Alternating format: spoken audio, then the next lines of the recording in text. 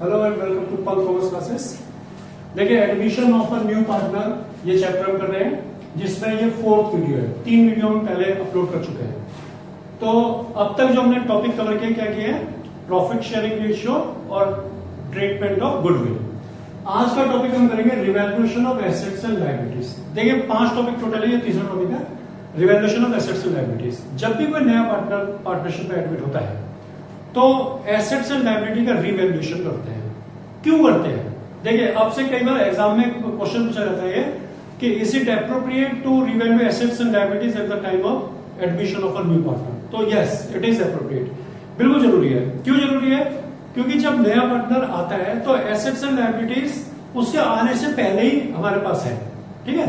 तो अगर उनकी वैल्यू, जब हम उनको रीवैल्यू करते हैं, यानी कि उनकी जो लेटेस्ट वैल्यू, जो करंट मार्केट वैल्यू, उसको उनको लाते हैं और उससे हमें कोई प्रॉफिट हो जाता है, तो न्यू पार्टनर उस प्रॉफिट को लेने के लिए एलिजिबल नहीं है।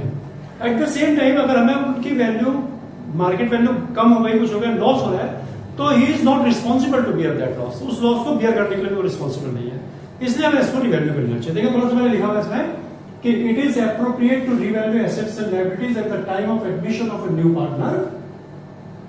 It is because of the fact that assets and liabilities are in existence prior to his admission.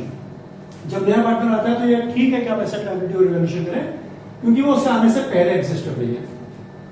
If there is a gain on revaluation, he is not eligible to participate in those gains.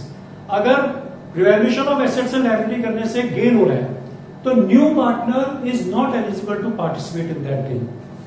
At the same time, he is not responsible to bear the loss on revaluation. अच्छा, साथ ही साथ ये भी है कि अगर revaluation करने पर लॉस हो रहा है तो वो फिर रिस्पॉन्सिबल भी नहीं है ना उस लॉस को बियर करने के लिए।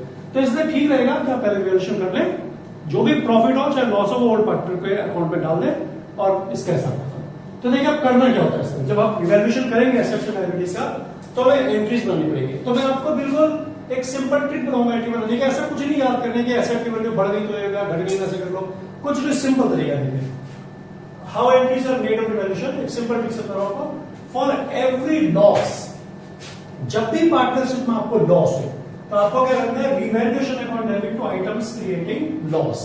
यानी कि जब भी लॉस होगा तो रिवैल्यूएशन अकाउंट डेबिट होगा और जिस आइटम से आपको लॉस हो रहा है उस आइटम को आप क्रेडिट करते हैं, ठीक है। अब देखिए, लॉस का आइटम क्या होता है, किस तरह से लॉस हो सकता है पार्टनरशिप में। Decrease in the value of assets, किसी भी एसेट की वैल्यू अगर डिक्रीज हो रही है तो आपको लॉस होगा। Increase in the value of liabilities, किसी भी लायबिलिटी की वैल्यू इंक्रीज हो गया तो आपको लॉस होगा। Recording of an unrecorded liability, अगर कोई लायबिलिटी अनरिकॉर्डेड है और आपको पता चल गया कि भाई लायबिलिटी ये भी कि हमने रिकॉर्ड नहीं हो रही, तो उसको रिकॉर्ड करेंगे तो आपको लॉस होगा। तो इस तरह से ये लॉस होता है। तो इनमें कोई भी हो तो आपको revaluation account debit to items creating loss. Suppose कि एसेट की वैल्यू डिक्रीज हो गई बिल्डिंग की, तो आप करेंगे revaluation account debit to building. Likewise creditors की वैल्यू इंक्रीज हो गई तो revaluation account debit to creditor.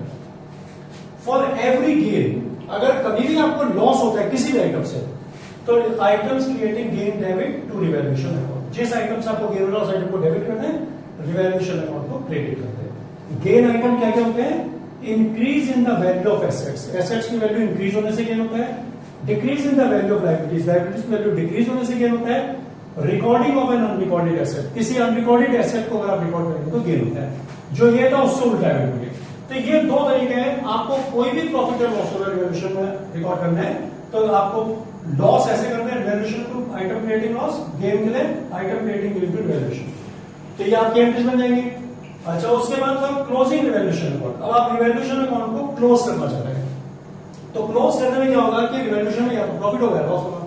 तो इन case of loss on revaluation, अगर रिवैल्यूएशन में लॉस होता है तो पार्टनर्स कैपिटल शेयर्स करंट, इसलिए करें कि कैपिटल फिक्स्ड होगा करंट अकाउंट में, तो पार्टनर्स कैपिटल या current account debit to revaluation account old ratio में आप इनको करेंगे, ठीक है। वो रेशियो ओल्ड होगा। ऐसे अगर आपको इन केस ऑफ गेन और रिवैल्यूएशन, अगर गेन हो जाता है आपको, तो आप करेंगे revaluation account debit to partners capital account, ये भी ओल्ड रेशियो है। तो ये तो बच्चों एंट्रीज करने का तरीका है। रिवैल्यूएशन एप्रोप्रिएट है या नहीं, आपको लिख के बता दिया।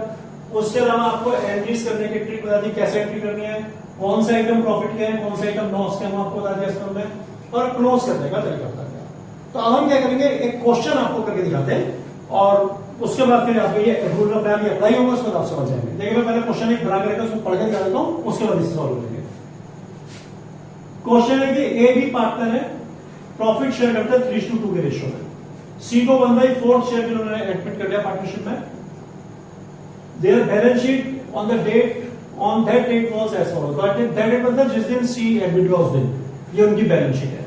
लेकिन land and building, plant machinery, stock, sundry debtor, less provision, furniture, cash, capital दोनों की, क्रेडिटर, डीपी, जनरल रिजर्व। अब following adjustments are agreed upon on C's admission. C के एडमिशन पर क्या एडजस्टमेंट एग्री हुए कि land and building increase in value by 10%, land and building की value increase कर दी जाए 10%, plant and machinery gone down by 5%, plant and machinery की वैल्यू कम हो गई 5%, included in stock an obsolete item costing 15 now valued at 12। Stock में एक ऐसा आइटम इंक्लूड है जो कि ऑब्सोलीट, ऑब्सोलीट मतलब आउटडेटेड, जो अब चलन में नहीं है, तो उसकी वैल्यू 15 थी तो अब 12 रहेगी, इसमें आपको लॉस हुआ। Provision for doubtful date should be 3% of debtor, provision for doubtful date debtor का 3% होना चाहिए। क्रेडिटर्स में एक ऐसी लायबिलिटी इंक्लूड है जो डिस्प्यूटेड थी, 10,000 रुपीज अनमोस्टली इंक्लूड किया क्रेडिटर में, लेकिन वो decided to be paid off at ₹12,000, उसको 12,000 रुपए देकर आपको निपटाना पड़ेगा। इन्वेस्टमेंट वर्थ 2,000 वाज अनरिकॉर्डेड, 2,000 रुपए का इन्वेस्टमेंट भी अनरिकॉर्डेड है। पास necessary journal entries and prepare revaluation account, आपको जर्नल एंट्री करनी है, रिवैल्यूएशन अकाउंट बनना है। तो देखिए अब ये सारी चीजें आप एक बार पॉज करके वीडियो को देख लें और उसके बाद इस क्वेश्चन को आपको सॉल्व करके दिखाता हूं। तो देखिए क्वेश्चन हम करके दिखाते हैं आपको, जो क्वेश्चन अभी आपको मैंने करके बताया था उस क्वेश्चन को हम करेंगे, उसकी पहले जर्नल एंट्रीज करेंगे और उसके बाद रिवैल्यूएशन अकाउंट बनाएंगे। तो क्वेश्चन में क्या बोला है, देखिए सबसे पहले land and building increase in value by 10%, land and building की वैल्यू 10% इंक्रीज हुई। लैंड एंड बिल्डिंग क्या है, एसेट है, एसेट की वैल्यू इंक्रीज हुई, इट मींस हमें प्रॉफिट हुआ। प्रॉफिट के केस में आपको क्या बताया था कि जिस आइटम से आपको प्रॉफिट हुआ है आप उसे डेबिट करें, तो प्रॉफिट हो रहा है किससे, land and buildings account debit, land and buildings हो रहा है, ठीक है। और रिवैल्यूएशन अकाउंट आप क्रेडिट कर दें टू रिवैल्यूएशन अकाउंट। देखिए नरेशन में इसमें नहीं लिख रहा हूं, बिल्कुल सिंपल है, नरेशन में सकता है being value of land and building increase. तो कितनी इंक्रीज हुई है, 10%, लैंड एंड बिल्डिंग है 3 लाख की, तो 30,000 रुपीज आप यहां पर लिखें। तो ये पहला आइटम रिकॉर्ड हो गया। Plant and machinery gone down by 5%, plant and machinery क्या है, ये भी एसेट है, इसकी वैल्यू डिक्रीज हुई है, तो प्लांट एंड मशीनरी की वैल्यू डिक्रीज होने का सीधा मतलब है कि लॉस हुआ है। लॉस के लिए आपको क्या बताया था कि रिवैल्यूएशन अकाउंट आपने डेबिट करना है, तो आप लिख दें रिवैल्यूएशन अकाउंट डेबिट, और जिस आइटम से लॉस हुआ उसका नाम लिखें। तो नाम क्या आइटम जिससे लॉस हुआ है, प्लांट एंड मशीन, तो ये भी आप बंद करें। इसके लिए डायरेक्शन लिख रहे हैं being value of plant and machine decrease, तो कितनी डिक्रीज हुई, 5% रही, प्लांट एंड मशीनरी 2 लाख है, 5% बनेगा इसका 10,000 रुपीज। इसका देखिए next, included in stock and obsolete item costing 15,000 now valued eight ₹12,000। Stock में एक ऑब्सोलीट आइटम है, ऑब्सोलीट मतलब आउटडेटेड, जो कि अब चलन में नहीं है, वो 15,000 में इंक्लूड है, लेकिन अब उसकी वैल्यू 12,000 रह गई है, तो 3,000 रुपीज का डिक्लाइन आ रहा है, तो ये भी लॉस है। तो लॉस के लिए आप क्या करेंगे, फिर से वही रिवैल्यूएशन अकाउंट डेबिट टू, किस चीज से हुआ लॉस, आपको स्टॉक से, टू स्टॉक, तो स्टॉक की वैल्यू कितनी डिक्रीज हुई, 3,000 रुपीज आना लिख दो। इसके बाद देखिए provision for doubtful date should be 3% of debtors, debtors का 3% होना चाहिए डाउटफुल डेट का प्रोविजन। डेटर्स आपके हैं 2,04,000, इसका 3% आप कैलकुलेट कर लें, 3 4 12, 3 2 6, 6,120 इतना होना चाहिए। ऑलरेडी कितना है, 4,000, तो 4,000 आप लेस करें, यानी कि 2,120 प्रोविजन और होना चाहिए। तो बच्चों ये होता है लॉस, क्योंकि किसी भी एसेट का प्रोविजन करना लॉस, यानी कि आप मान के चल रहे हैं कि 4,000 का प्रोविजन था, लेकिन अब हमें ऐसा लग रहा है कि 2120 के लेटर और हमारे जो है डाउटफुल हो गए, तो उसको आपको लॉस के लिए बताया था रिवैल्यूएशन अकाउंट डेबिट करना होगा। तो आप करें revaluation account debit to provision for doubtful debts, 2120 next है creditors included a disputed liability of 10,000 now decided to be paid at ₹12,000। Creditors में एक लायबिलिटी है जो कि डिस्प्यूटेड है और जिसके लिए हमने 10,000 रुपीज क्रेडिटर्स में इंक्लूड किए हुए हैं, लेकिन वो अब डिसाइड हो गया कि आपको 12,000 देने पड़ेंगे, तो आपको ज्यादा देना पड़ जाएगा, तो लायबिलिटी इंक्रीज होने का मतलब लॉस होता है। तो इसको भी आप क्या करेंगे, revaluation account debit to creditors. तो ये आप जो है पर 2,000 रुपीज लिख, ठीक है। अच्छा, अब देखिए एक लास्ट बचता है investment worth 2,000 was unrecorded. 2,000 rupees का इन्वेस्टमेंट अनरिकॉर्डेड है, तो इन्वेस्टमेंट तो एसेट है और अनरिकॉर्डेड एसेट को रिकॉर्ड करेंगे तो प्रॉफिट होगा, ठीक है।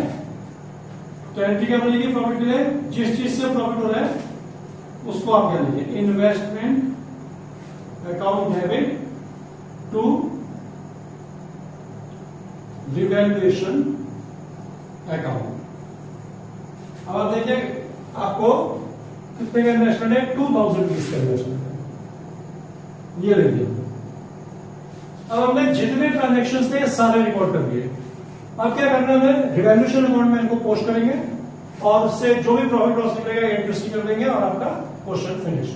तो देखिए क्या करना है, अब ये रिवैल्यूएशन अकाउंट है, हर अकाउंट में आपको पता है left hand side debit, right hand side credit होती है। रिवैल्यूएशन अकाउंट डेबिट है 30,000 रुपीज से, क्रेडिट है सॉरी 30 से, तो 30,000 आपने क्रेडिट पे लिखना है। अब रेफरेंस क्या दोगे, किस चीज का रिवैल्यूएशन में 30,000 land and building value increase होगा, तो यहां लिखेंगे बाय लैंड एंड बिल्डिंग्स, ये एंट्री पोस्ट होगी। फिर revaluation account debit to plant and machinery, तो रिवैल्यूएशन अकाउंट डेबिट हो रहा है, रेफरेंस हमेशा अपोजिट आ रहा है, टू प्लांट एंड मशीनरी के रेफरेंस आ जाएगा। लॉस किस चीज से हो रहा है, to plant and machine. Next है revaluation account debit to stock, फिर रिवैल्यूएशन डेबिट हो रहा है, तो 3,000 रुपीज आप डेबिट पे लिखेंगे और आपको रेफरेंस देना पड़ेगा टू स्टॉक, स्टॉक की वैल्यू कम होने से आपको लॉस हुआ है। फिर revaluation debit to provision for doubtful debt, तो फिर रिवैल्यूएशन डेबिट आएगा 2,120। किस चीज से है, to provision for doubtful debt. Next है revaluation account debit to creditor, फिर आपको रिवैल्यूएशन डेबिट आ रहा है 2,000 रुपीज। किस चीज से लॉस है, क्रेडिटर की वैल्यू बढ़ने से, टू क्रेडिटर्स। फिर रिवैल्यूएशन क्रेडिट है 2,000, यानी कि किस चीज से प्रॉफिट में आपको रेफरेंस आएगा इन्वेस्टमेंट का, अनरिकॉर्डेड इन्वेस्टमेंट का उसको रिकॉर्ड कर लिया